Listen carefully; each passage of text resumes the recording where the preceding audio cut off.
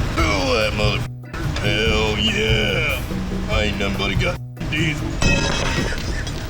You alright? You okay?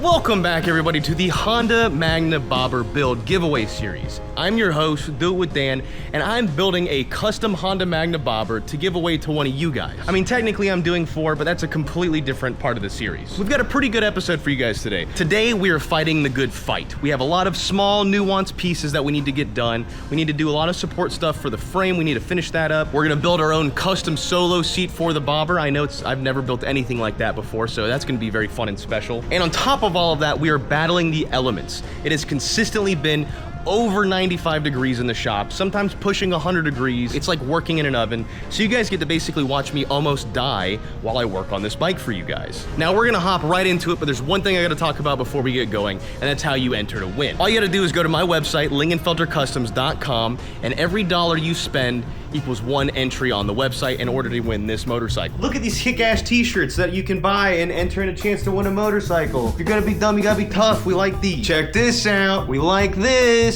I'm wearing it right now. This one is one of the best, I think, so far. Is Never Ride Faster Than Your Guardian Angel. We like that. And this is our #1 seller right now, is the Makita one. Look, that's gonna be you. When you win this motorcycle, that's gonna be you smoking a cigarette, even though it's bad for you. It looks so cool. But yeah, this is #1 seller. Another big seller is the Lingenfelter Customs with the retro design. I think this one's actually my favorite. And we got new designs right here along with hoodies. You guys demanded that I make hoodies, so boom, I'm making hoodies now. Things are moving a lot faster with the t-shirts now than they were before. They're getting printed. I've been ordering hundreds of these t-shirts. Who knows, the winner might just win by buying a couple of stickers or a single sticker or sending me a free entry, which is you just write on a piece of paper and then mail it to me. But don't miss out on your chance to win this motorcycle. I know you guys are really stoked about it. And it's going to be badass, especially with some of the changes that we're making coming up. Look, we got a bunch of orders packaged ready to go, along with PPI orders. I'm sending them out as quickly as I can. Dennis Crawford, yours is on the way. Dakota Wood, yours is on the way. Sam Craig, yours is on the way. And you guys get the idea. Now that we got our intro out of the way, let's get started. All right, so next on the list of things to do, I need to build a support for our seat. So it needs to kind of come up, go over, and come back, and that'll give us a good little plateau for us to put our seat on.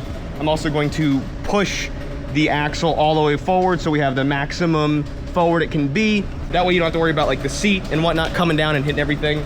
Also need to integrate the blinkers into that as well. And to do that, I'm gonna be using a tool called a flat bar bender. It's exactly what it sounds like. I've got some 1/4 inch thick flat bar that I think I can bend with this thing. The only problem is that I need to assemble it. This is also from Swag Off-Roads. They're the one who sent the beautiful tube bender over there, gorgeous. But I gotta put all this together real quick. I gotta do it while dripping wet because I am covered in sweat. It's a chill 98 degrees in here. I got 3 fans going, including the exhaust fan. And I know I complain about the heat a lot, but I will stop complaining about the heat when the devil stops tongue punching George's fart box. All right? I get why the devil went down to George's, because he felt at fucking home. All right, the flat bar bender is actually, not only is it crazy simple, but it's really efficient. Just lock into a vise like this. You can adjust your zero here, all that shit. Really nice. And supposedly it'll do a 1/4 inch thick, which is what we got here, we gotta do. But to test it out, I just used some 1/4 inch thick round bar, just to kind of get an idea of how I wanted it to sit. And I think we can go with something like this, you know? I think this is gonna look good without killing our frame lines. I also moved the axle to about midway, because I feel like I don't need it to be all the way pushed up. We'll have the axle adjusters. We'll never have to push it all the way up anyway. That extra slack will be nice though for when you need to change your chain. But we're gonna build the rear supports with that in mind. And this is about a 68, 69 degree bend, giggity. So we have an idea of how much bend we need. And y'all remembered in that last video, I talked about how nice it is to have a not solid tape measure so you can get these edges here, giggity. And now I know how much material I need.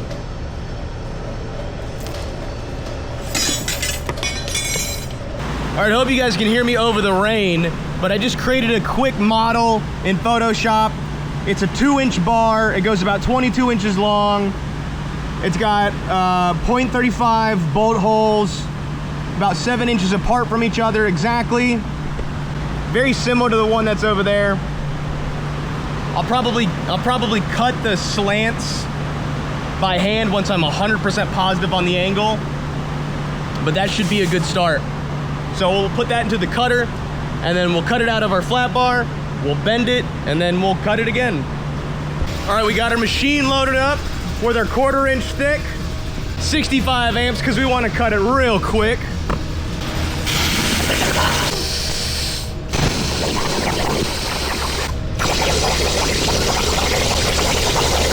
What the fuck? You piece of fucking shit. What is wrong with you? Yo, let me ask you, are you fucking stupid or something? What is this? All right, let's try this again, you fucking piece of shit.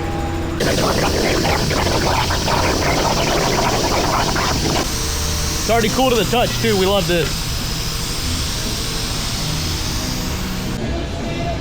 All right, I think we can work with that. All right. All right, so I have my piece of 1/4 inch flat bar. Also, Tyler's here. What's up, Tyler? What's up, guys? Black guy here. All right, all right. So we're gonna bend this to like 68, 69 degrees. We have our die set. We've got this thing tight. Our slack is pulled out. And you see I've got my little notch mark to let me know where to start my bend. I'll try to remember the exact same thing over here. All right, we got it locked in. We got it zeroed out. We need to get to about 69, so we're gonna figure out if it'll go. Oh shit. Oh shit. Tyler, can you get over there and like push the table? No, not like that. God dang, dude, my vise. Let's try this again. I don't know if this is gonna be able to bend it. That's the hard truth. We got a little bit of a bend going though. Ugh, dude, my vise, why is it not? I'm gonna be real with you guys. This vise has been beat up a lot over the last 5, 6, 7 years, so it's probably on its way out. I forgot to tell you guys a long time ago, all the DMs and love I was getting when my grandma passed away. I appreciate you all, you know. It's helped a lot. I'm doing good, I'm doing better now.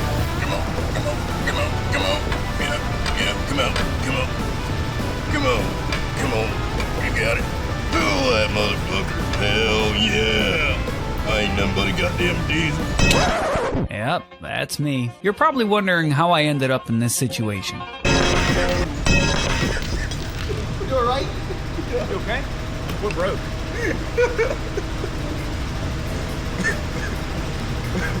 You alright, man? Yeah. Dude, it was so random. What the fuck? Yeah, I can recognize now that I know for a fact this was too much for this tool to handle. I should have used heat. I don't have an oxyacetylene torch. That's my fault. Well, that's broke. I guess it's a little heavy for that. I guess that's a little heavy for that.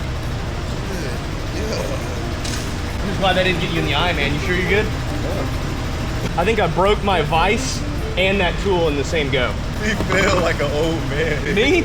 I called myself. I didn't have anywhere to catch myself, dude. I was all by myself there. We snapped our shit. We broke our tool, our bending tool, and then the forge didn't work out great. I just think that I have a better idea. I think instead what I'm gonna do is I'm just gonna put a cut line right where my notch is, and then that way I can bend it and then I'll just weld it. So it'll be welded and bent. Cool.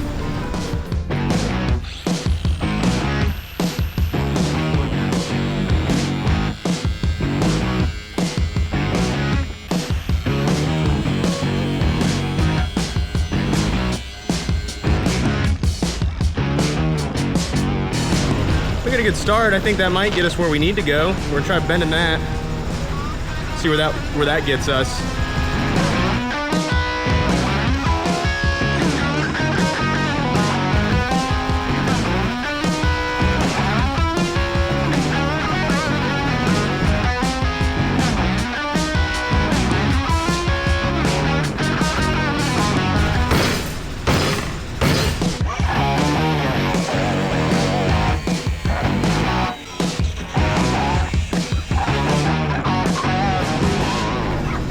All right, this has been a challenge. All my equipment is over. Now, what I was trying to show you before my camera overheated again was that the fitment on this was really good and ready to go. Anyways, I'm going to start out by cleaning off the scale in between the joints so I get a good weld, to get lots of penetration in there. Giggity.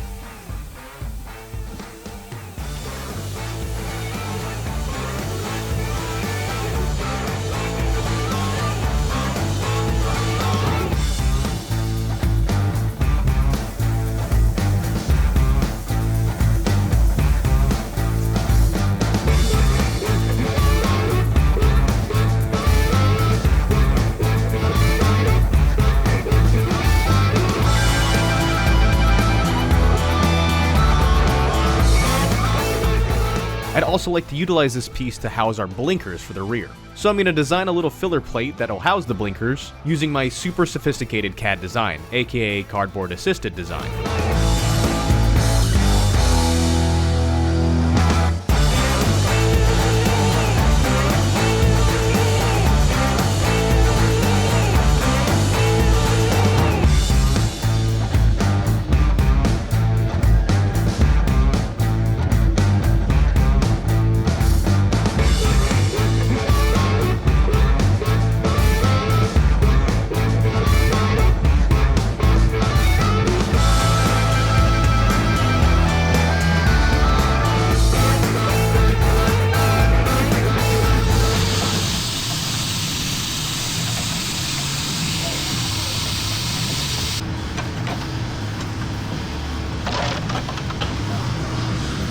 Like Forrest Gump, I might not be a smart man, but I know what love is. No, for real though, I might not be amazing at a whole lot of things, but one of the things that I'm really good at is turning like a piece of cardboard into a piece of metal.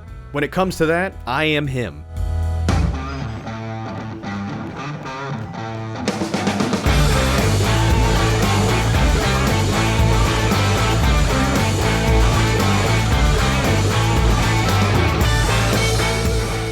These little rubber grommets will just pop perfectly into these circles that I cut, and then you just pop the blinkers into there and boom. These are some pretty high quality marker lights that I bought not too long ago for a project. I can't even remember what now.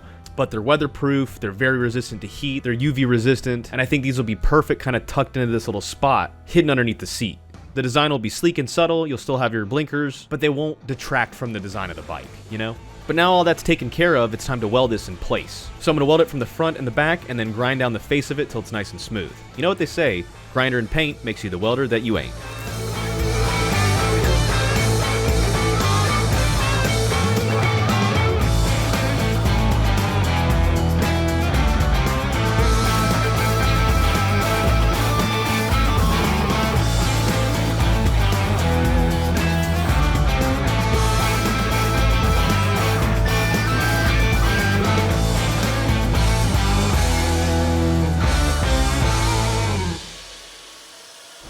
And dude, this is why I love fabrication, man. I was able to knock out this piece, and I mean like accurate, biblically accurate piece in an hour and a half. I love working with metal. It's made out of 1/4 inch thick and 11 gauge. Look at it, man. Isn't this great? Just being able to like make metal and stuff like that. It's my favorite material to work with. I love this. I know this is probably one of those things that doesn't seem like that big of a deal. I mean, it's just a hoop of metal, right? But this is one of those pieces that I put a lot of detail and effort into, and I'm really stoked with the way everything came out. I think that's what people mean by taking pride in your work, because just something like this, while isn't that crazy, was a lot of fun to make, and I'm very happy with the results. And to make sure everything lines up, I'm going to take the bobber seat from my Magna. This is the original seat that came on the bike when I bought it. And honestly, this seat has been everywhere. One sniff from this thing would absolutely evaporate a Victorian-era peasant. All right, so I'm gonna remove the seat from this seat because I kind of want to inspect this a little bit. Plus, these are all locked up, and I can't get them off. And before I order some springs, I want to go ahead and use these. It'd just be easier to use these as a template. But they've gotten loose on the inside, so I gotta remove its foreskin or whatever you want to call it. And this is why I think that I can build a seat of my own, because it seems really simple. It's just leather, you know, that's been obviously shaped by an upholsterer, and then it's got rivets all the way around, every however many inches. So I think I can make one of those. All I got to do is get a piece of metal and bend it the way I want to, and I've got the metal to do it. So I think I'm gonna make my own seat, my own Lingenfelter custom seat. And if it comes out good, like if it turns out the way I want it to, I might even be able to offer bobber seats. Like people could buy them from the website, you know, like a handful of like custom made seats. I think that would be pretty sick, but let's stick to getting this one torn apart first.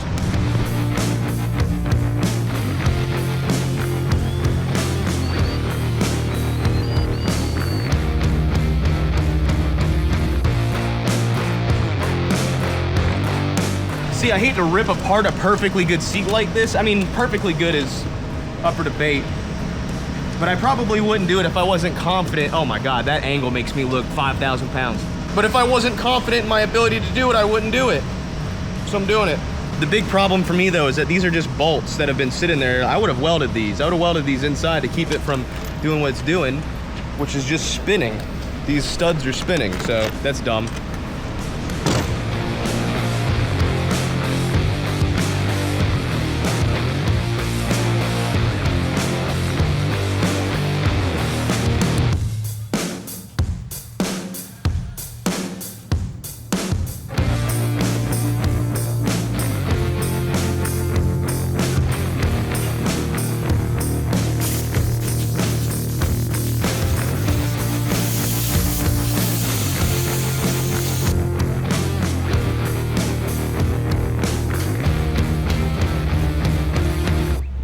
Yo, it has been so hot in here lately that I've had to figure out how to make it less hot. I got this bullshit air conditioner unit. You can see it's 91 degrees in here right now. It's blowing cold air. Got it set in front of the fan. The fan is blowing the cold air on me, but by the time it gets to here, it is warm air. But anyway, so let me tell you about where I'm at thinking about this wise. I'm dumb. I mean, not dumb. I mean, yes, I am dumb. When I was looking at the pan seat for the other seat, I could tell that it was about an 1/8 of an inch thick, you know, which is not crazy thick. See, this is how the other seat is, and I was like, oh, that's about an 1/8 of an inch thick. So I just got an 1/8 of an inch thick chunk of steel that I had laying around and cut it out. One thing I didn't even consider is that the other pan seat is aluminum. It doesn't need to be made out of this thick of steel. It's also going to be pretty hard to bend. You guys saw from when I broke my last tool that I didn't have any, that I don't have any torches, so I have to do it by hand. So I can either try to bend this by hand, which I've already started a little bit, and I'm going to give it a shot, but there's a good chance I'm just going to have to bump down to 16 gauge steel, which is fine. I think 16 gauge will be enough. All right, we got the seat cut in 16 gauge. It's a lot thinner, a little bit more pliable, and I've got this idea. You know, I just picked this thing up, this round piece of tubing. I don't even know if we can call it tubing, but I'm just gonna try to use this to create a jig to kind of get a good round bend on this. I'm sure there's much better ideas and like ways to get this done, but this is stuff I've never done before, so I'm just kind of like winging it. So that's what I'm doing.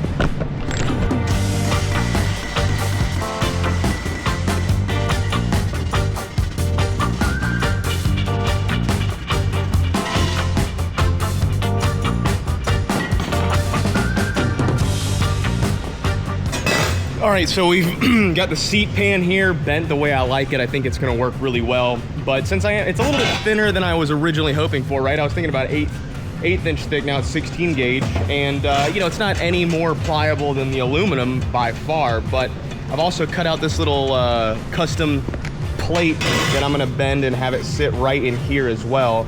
I'm gonna weld it all in place just along the seams. And that should, once I weld it in place, should keep it from ever wanting to bend back. It'll act as like a, almost like a bead, but it'll just be welded in place. And then LC one of one. So we'll just bend that real quick in there, like so, and then tack it in place, and that'll be nice and strong.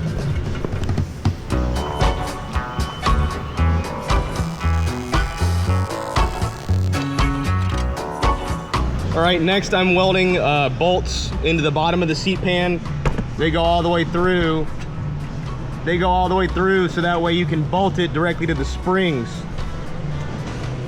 And we'll make a bracket that fits underneath here as well.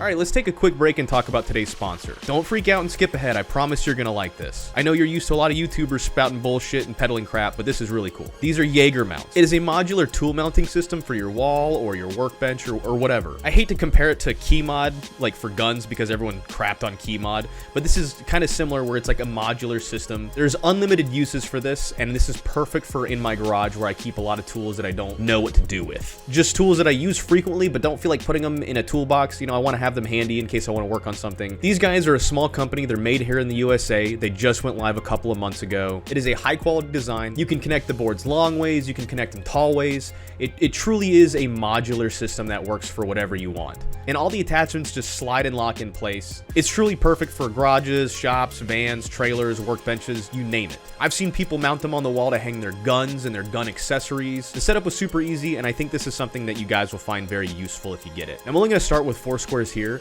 but my kit actually came with like 12 squares. So in the next video, you'll see me add on to this and we'll just keep expanding it. I'd say it's kind of like Legos for autistic people, but Legos are Legos for autistic people. But like I said, this is a new company starting out. These guys are looking for the love and support from you guys. If you like it, you can pick up your limited edition launch kit while supplies last. Link is in the description.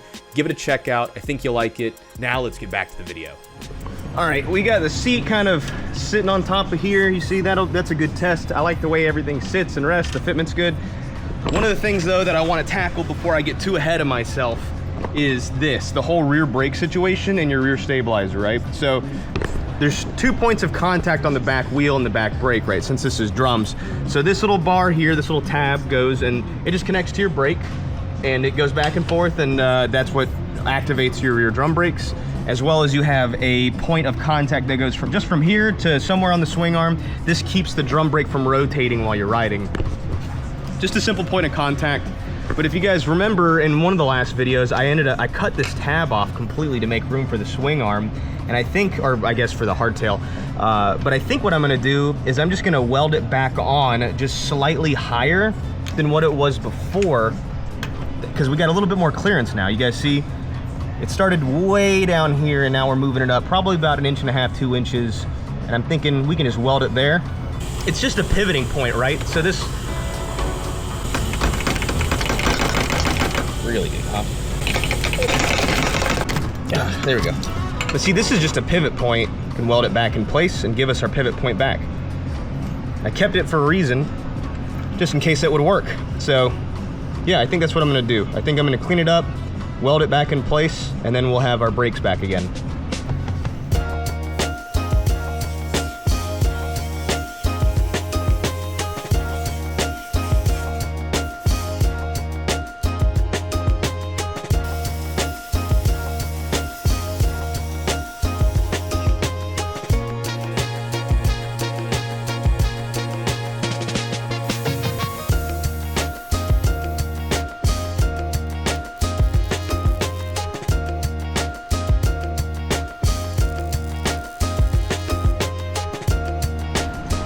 All right, so we've got this in place. We've got all the clearance that we need to make sure that you guys see that it doesn't hit the frame, which is good.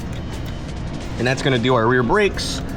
The last thing we need to do is somehow attach this rod to a point on the rear swing or hardtail. This'll, I'm thinking somewhere just around there. We just weld some threads on there, and that will keep the wheel from rotating when we brake. So I just got to figure out how I'm going to do that, but that's pretty simple, and it only takes away a little bit from the appearance of the swing arm too.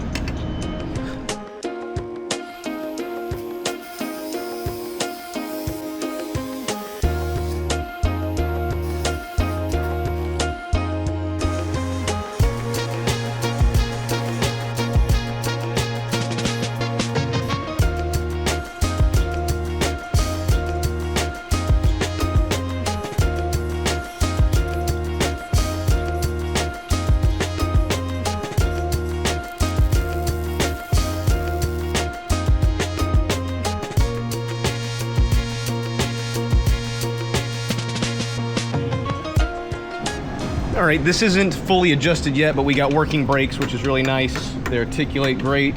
It goes back and forth up here. Boom, boom, boom. Doesn't interfere with our stabilizer for the rear wheel, so we don't have to worry about that. Very good, very good, very happy with all of that. One of the things that I'd like to do is I'd like to get a brace that goes between here and here, right? I'd like to do a brace here, and then I think I'm gonna do a fillet plate that covers this area too.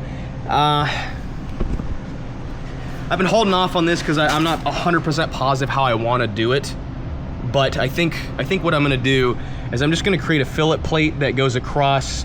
It'll fit in here along here, and then that will be a 1/4 inch thick plate that sits there, and I'll probably put some holes in that plate to bolt the battery box to later.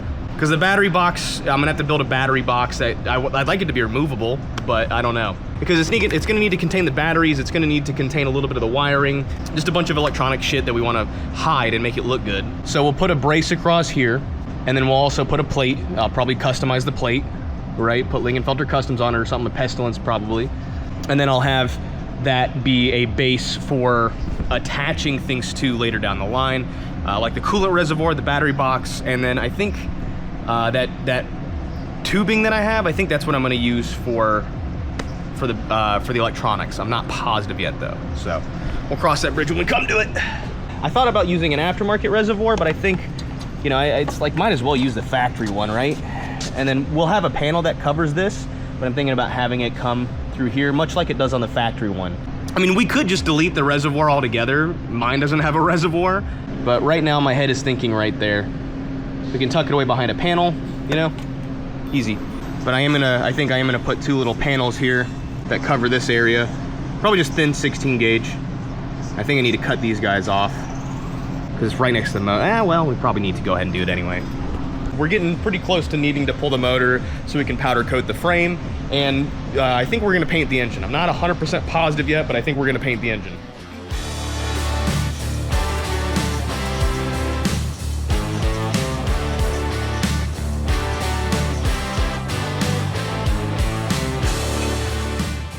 Yeah, your boy Do It Dumbass completely left the camera out of focus somehow. You know, you'd think after 11 years of me doing YouTube I'd have it figured out, but clearly I don't. But your boy's gonna brag a little bit here, because even though I can't get it in focus, I can notch this tube on the first try. I'm not joking, man. I'm getting pretty good at this whole fabrication thing. Jesse James better watch out, dude.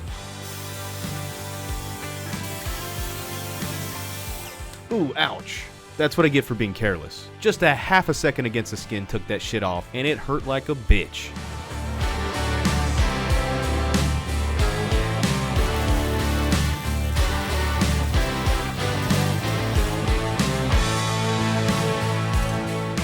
All right, up next, one of the things that I've been kind of thinking about for a while is how I'm gonna do the axle adjustment sliders, right? Because you need it to move back and forth and you need a way to set it. So I picked up these guys. They make motorcycle bobber and chopper parts. And these are good for hardtails. Yeah, these fit around the axles here, and then you weld on like a little slider, like a little channel of tube that goes there. And then that way these things can pull forward and backwards and you can set your axle length, right? The only problem is that they sell these for Harleys and stuff. I think a lot of their stuff is metric. I'm sorry, I think a lot of their stuff is imperial. And obviously we're working with a metric bobber here. That's what they call them, metric bobbers. So this is for a 0.75 or 3/4, I think, hole, where our axle is like 0.78 or something like that. So I need to take the inside down just a little bit here before these will fit over, before they'll fit over our axle. So I'm gonna neck down some of this material here. All right, so our adjuster linkages are scalloped out to fit perfectly around the axle. And what I'm gonna do is I got these spacers here from the local hardware store. I'm gonna slip the collar on like that, and we're gonna weld that to the frame. That way when we go to adjust the axle, it'll move forward and backwards. I don't know if that makes any sense to you guys. It's something that kept me up at night for a long time trying to figure out how I was gonna do it, when thankfully there's already tools to do it. So I'm just gonna kind of piggyback off the tools to do it, then we'll weld that to the frame. But I think these are chrome plated, so I'm gonna have to knock the polish off of them before I weld them, but that'll be easy. Yo, look at all that rust on the frame tube, by the way. That is just how hot and muggy it's been down here in Georgia. No joke, raw steel surface rusts instantly. But it's okay, because that's what it is, it's just surface rust. But don't worry, I'm gonna have it blasted down back to bare metal so I can powder coat it.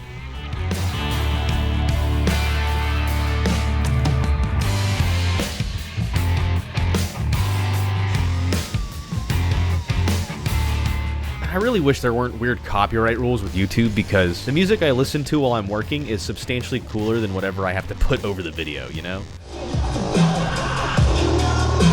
All right, so this is just an example of how it's gonna work, but you see the whole wheel can slide forward and backwards. Once you put double nuts on here, it won't move. So this is how we're going to lock our position in the rear. Nice, we got our axle sliders, axle adjusters, and yeah, very happy with that. Now we still have a few more things to do on the frame. I need to weld some supports here and there, and I'm probably just gonna do that off camera to keep you guys from having to watch me cut every piece of metal. It's just not necessary. I can go over them when I go to weld up the frame when we drop the motor in the next episode. But I've got some really good news. Our parts from RevZilla have finally started showing up, which is fantastic. We've got some really cool stuff going for the bike. Got a very nice headlight from RevZilla. And links for all this stuff is in the description. Got some more secret stuff in this box I can't show you guys. But what I'd like to do is end today with a decision on what handlebars we're gonna be running. This is one of the most important parts. Next to getting the frame right is getting the handlebars correct. So I hit up my friend over at RevZilla and I was like, hey man, I'm struggling to figure out which handlebars to run. He's like, well, just get more than one and then test them out and see how they fit. And I was like, that's a good idea. So I've got one pair of bars in here. It's like a drag bar setup that's very similar. Matter of fact, I'm sure it's the exact same brand as my bars for my Magna. And then I've got another bar set that's a little bit more bicycle style, I guess is the way to describe it. So we're gonna test fit both of those and we're gonna figure out which ones we like. All right, we have our both sets of bars here. Our straight drag bars, these are from TC Bros. We also have a pair of Thrashin bars, which as you can tell are just slightly different. They have just a slightly different bend. These are drag bars, they're straight, there's no bend to them other than these right here. This has got a double bend to them. And I do have links for both of these in the description as well. Every part that I'm gonna be using on this bike, I will have in the description. But the drag bars are gonna be the safe option. Those are gonna look really good, but I'm really interested to see how these look. So we're gonna try these on first. Oh, and also since I'm gonna be returning a pair of bars, I've got them taped up so they don't get all marred up and whatnot. I wanna make sure I send them back as good quality as possible. All right, here are the first set of bars, the Thrashin bars, and I have them set up to where they will sit with the factory risers too, which is really nice. Not having to worry about, I mean, I still would probably flip the risers like I have on my Magna. That's what these things are called, by the way. These are called risers, and you can tell that they swoop towards the tank. If we flip them, they'll swoop away from the tank. And they give us a little bit more clearance, but they clear the tank, which is really nice. If I'm being honest, I really like the way that they set on the bike, right? I feel like cruising down the street like this is really nice. That feels good. I like that. And honestly, I feel like they have a good look on the bike too.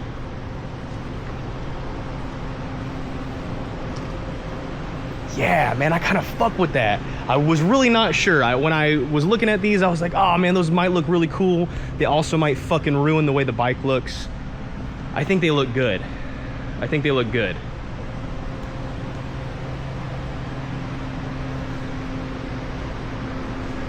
And that really gives it that down low angle to it, right? That gives you that really down low look that we're looking for with the bobber. I like that. I like that a lot. Or we have the drag bars, the drag bar setup. I think I like those better. I think I like those better. What do you guys agree? Do you think Thrashin over drag bars? I like that. I like that a lot. I had intended to make you guys do the decision for me, but I think I like that. And we got some really nice bar end mirrors for this thing coming too. We got one of them already. We're waiting on the other one. Yeah, dude, I fuck with that so heavy, especially from this angle. This is like the angle of the bike. When every bike has a really good angle, it looks great from the side, it looks great from the front, but right here, dude, this is the angle. And these are not cheap bars either. Those are nice quality bars. Before we wrap the seat in leather and do all the seating stuff like the cushion and crap, I need to powder coat it. Once I do that, I can go and take it to my buddy Alex, who owns Mag's Upholstery in Marietta. Shout out to Alex, by the way, he's done all my upholstery. And I'm gonna see if he can do this seat. He is a wizard when it comes to anything with leather or upholstery and fabric work, so he's always my go-to guy.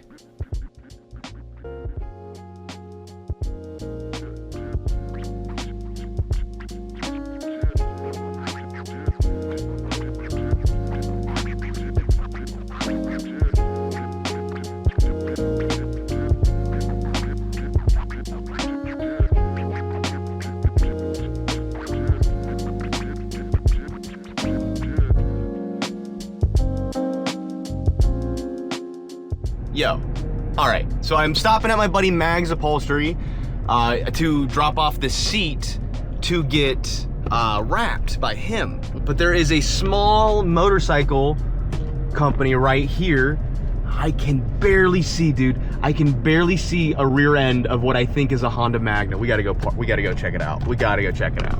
All I can see is the wheel, but no other motorcycle has wheels like that.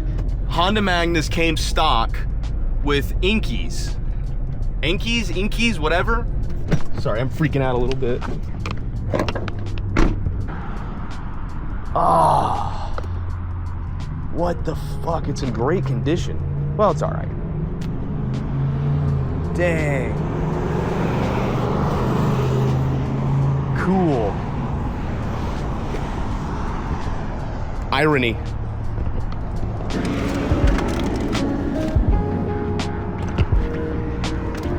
All right.